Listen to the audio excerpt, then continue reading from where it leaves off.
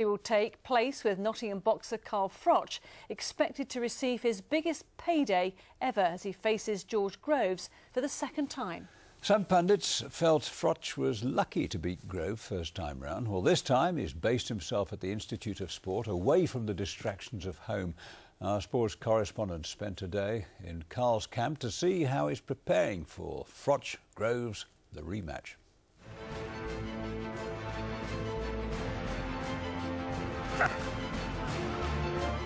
I was getting involved with it, too emotional.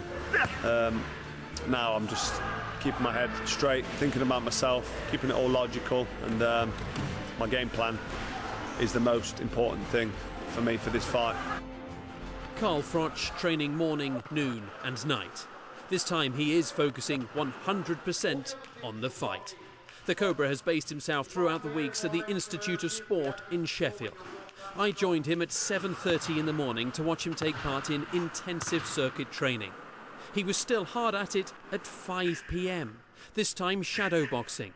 The night before he'd sparred for 17 rounds. It had taken 3 boxers to get through those with the world champion. I've been on camp now for the best part of 3 months, and I'm feeling the benefits physically, mentally, and I'm on the weight and I'm feeling strong. So everything's for me on track, exactly where it needs to be right now. George Groves is a great fighter, got to give him credit. He punches hard, he's fast, he knows what he's doing. I mean, he's won the ABAs, he gave me a good fight in the first fight, so I'm giving him a lot of credit, you know, and it's good to do that for me, because I appreciate what I'm in front of, and it's making me prepare meticulously for battle. This is the biggest British boxing event in history, certainly post-war.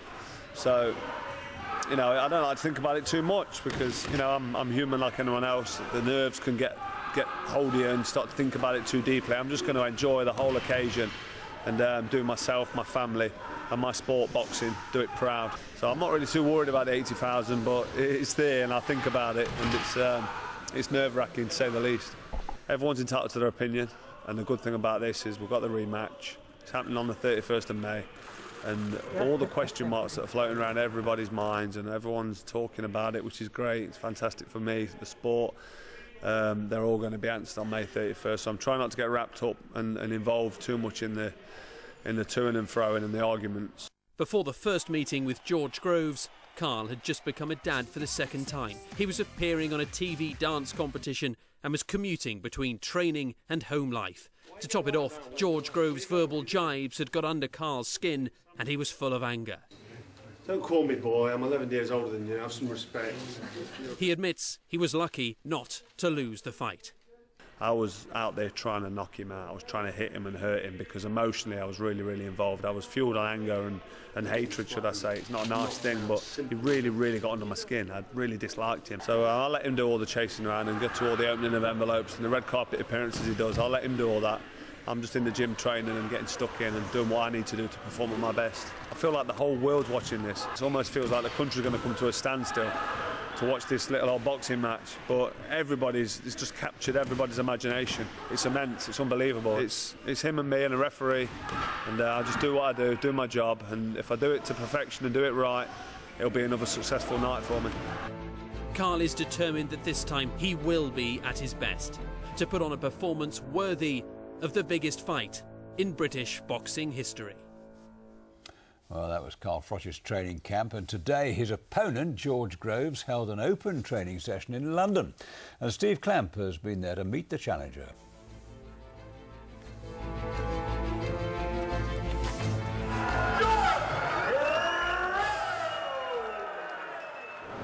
A warm reception for George Groves in front of his home fans at the Westfield Shopping Centre in Shepherd's Bush, London. Of course, in the first fight between Froch and Groves last year, Groves dominated the early exchanges, but it was Froch who won on a controversial 9th round stoppage. Well, Groves is confident he can put that right, but Froch has told us he is training harder for this fight. He isn't underestimating Groves, so does Groves believe he can win at the second time of asking? I certainly can. I don't feel I didn't get the decision, but I didn't lose the first fight, and this fight is picking up from the 9th round. Carl is in for a torrid time. You know, I've prepared very well. Camp's gone great. You know, sometimes, you know, everyone says it, but you feel it inside, and you just have to pick up on people's auras. I think, you know, whatever's going on around them, their energy, the way they're vibrating, and I feel I'm on a good vibration right now. I've got good vibes, so you know, it couldn't have gone any better, and I just cannot wait for Saturday night. So Groves confident. He's not the only one that's been in the ring here today, though. We've seen some of the undercard fighters, including gold medalist James DeGale. Now, he predicted that Groves would win the fight. However, heavyweight gold medalist Anthony Joshua was also here, and he is saying that Froch will win the fight.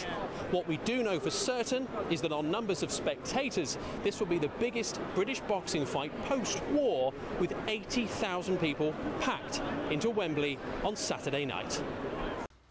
Now, on Saturday night, a record crowd is expected to pack into Wembley Stadium, not for football, but for boxing. Nottingham fighter Carl Froch will defend his 2 super middleweight world titles against Hammersmith boxer George Groves. Their last fight ended in controversial circumstances. Sarah Orchard's report does contain some flash photography.